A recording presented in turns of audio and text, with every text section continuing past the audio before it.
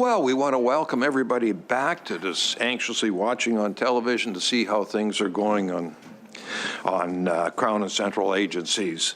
And we want to welcome the officials from Saskatchewan Water Corporation. Under consideration by the committee today is Saskatchewan Water Corporation's 2021-22 annual report. Minister Morgan, could you please introduce your officials and make your comments? And I want to remind the officials, so when they speak for the first time, could they please state their name so Hansard has it. Mr. Morgan.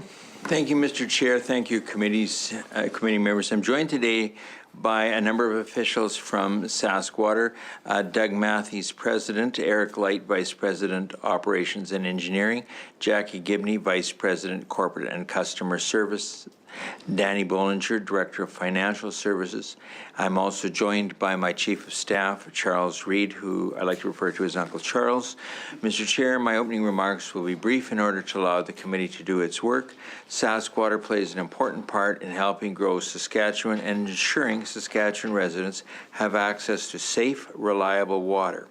In 2021-22, SaskWater delivered almost 40 million cubic meters of non-potable water and 8.5 million cubic meters of potable water, an increase of 11.6% in total volume over the previous year. SaskWater generated $8 million in total comprehensive income for the year, an increase from $6.9 million in the previous year. In the past decade, SaskWater has conducted 5 customer satisfaction surveys, which consistently indicated an overall satisfaction of 8.5 out of 10 or higher, with the 2021 results being the highest ever at 8.8 out of 10. In the year under review, SaskWater completed a major expansion of the water treatment plant at Melfort and continued work to replace an aging pipeline serving communities east of Saskatoon.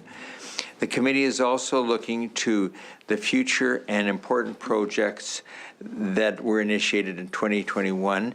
They include starting construction on a new regional potable water system to serve communities in the Lloydminster area, forming community steering committees in 2 other parts of the province to explore interests and options in new regional potable water systems, and planning for a new non-potable water supply system to serve industrial growth in the Regina area. Mr. Chair, I would, for the benefit of the committee members, point out that there are 2 distinct entities. This entity, the Saskatchewan Water Corporation, which is effectively the distributor and retailer of water, not to be confused with the Water Security Agency, which is responsible for water levels and a myriad of other water control mechanisms throughout the province. This is the selling, retailing, and distributing arm, so its services are rather focused. Mr. Chair, that concludes my remarks. We would be pleased to answer any question from members that the committee have. Well, thank you, Minister, and thank you for the clarification on that, because it does get mixed up at times. So thank you very much. Are there any questions? Mr. Tweed? Yes, thank you so much. That is very helpful in clarifying that. As someone who's new to this file and filling in for the critic, I wanted to know, and being new to this, what role does SaskWater play in northern communities? You know, we hear a lot about on the news and from folks about drinking water in the north, specifically around like Indigenous reserves. Like, what role does SaskWater play in that northern strategy? Is it a partnership with the federal government? Is that something that SaskWater is engaged in at all? I'm going to let Mr. Matthews make specific reference to that. A lot of the northern communities are on reserve communities, so it falls within the purview of the federal government to ensure financing, and it's something that through our ministries that we call on them to make sure that they're doing what they're obliged to do, and it's an ongoing issue. But I'll certainly.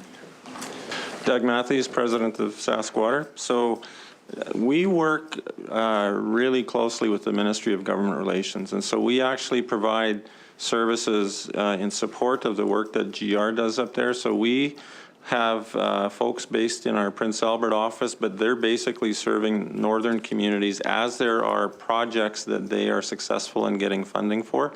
Our people will assist in doing analysis to put together a grant application, identify needs, come up with solutions, and then we will project manage in times the solutions that get implemented. So we don't actually own water treatment plants in the north, but we operate as a project management provider.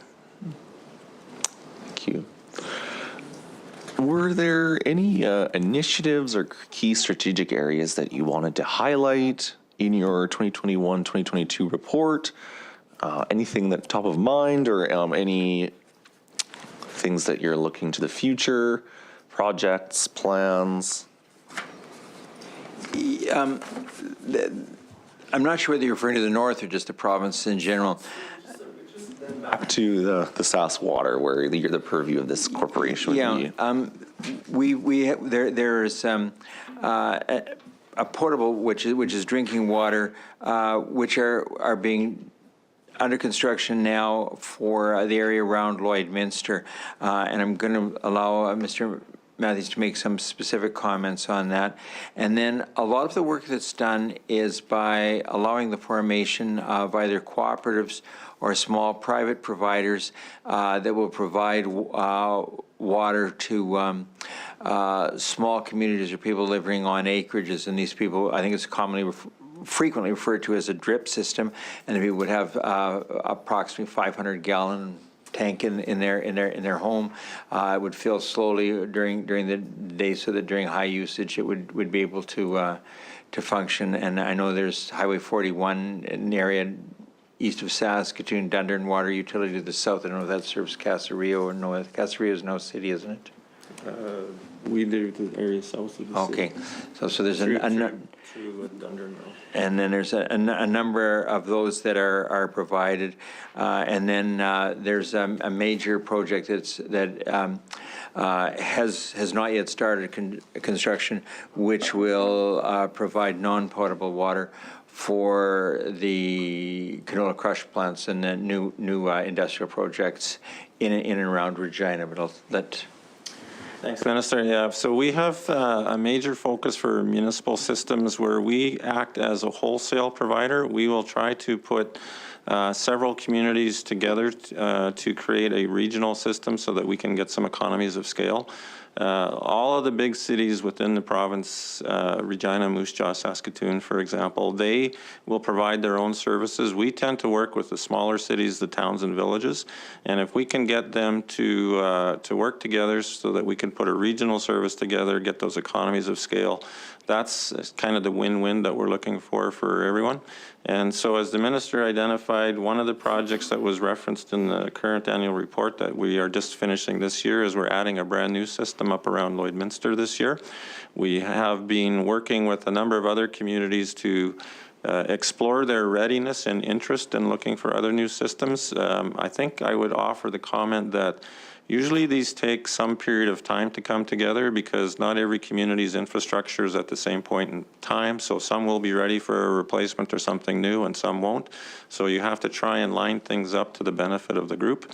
And then usually municipalities are good stewards of their taxpayer money, and so they look for, is there grant money to help provide any financing that might be required. So it takes a while to line it up. The one that I just referred to around Lloydminster was a great example of communities coming together and cooperating and something being built.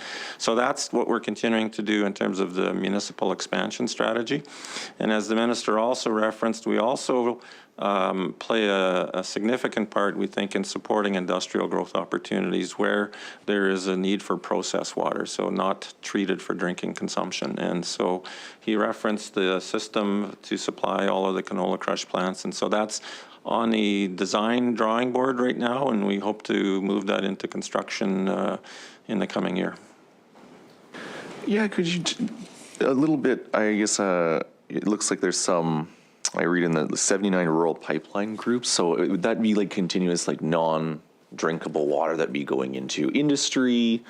Is that? Rural pipeline Negotiations are typically, further to what the minister was explaining, it would be a collection of primarily rural users.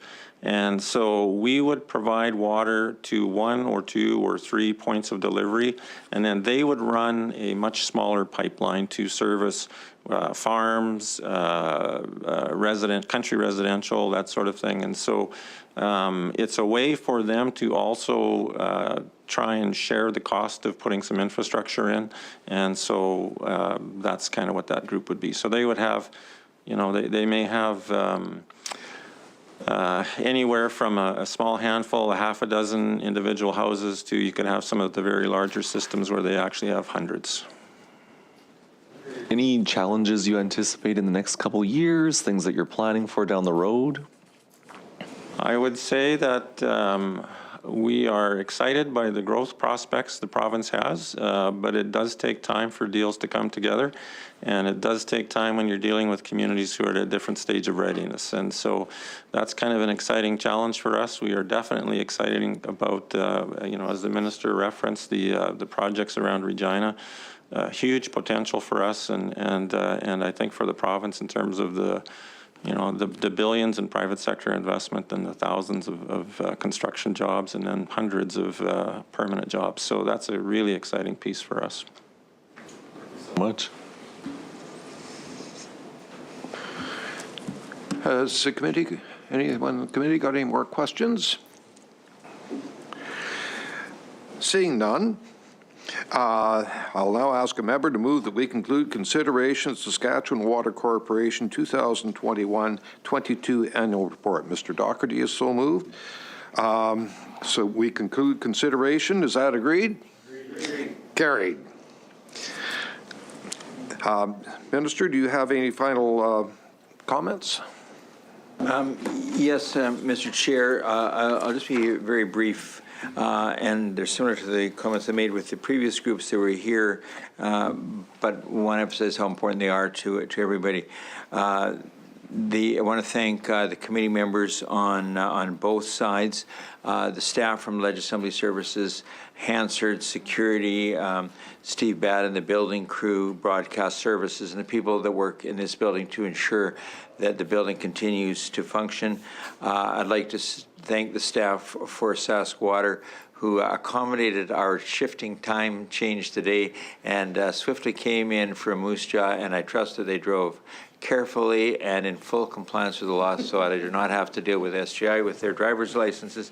I'm glad that they came in today. I thank them for the work that they did in preparing for today's meeting and for the work that they do each and every day throughout the year, and want to use this opportunity to thank all of the workers across the Crown sector and across government at large for the great work that they do. We are grateful as citizens and thank them for the work that they do every day in making Saskatchewan the best place to live, work, raise a family, and live and prosper.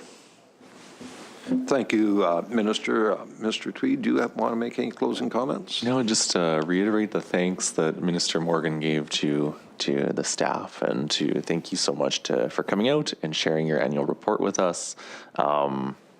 I'm always reminded about stories that you hear in Flint, in areas of the United States where they struggle to have this kind of water security that we have. So always just appreciating the work that folks are doing with Sask Water.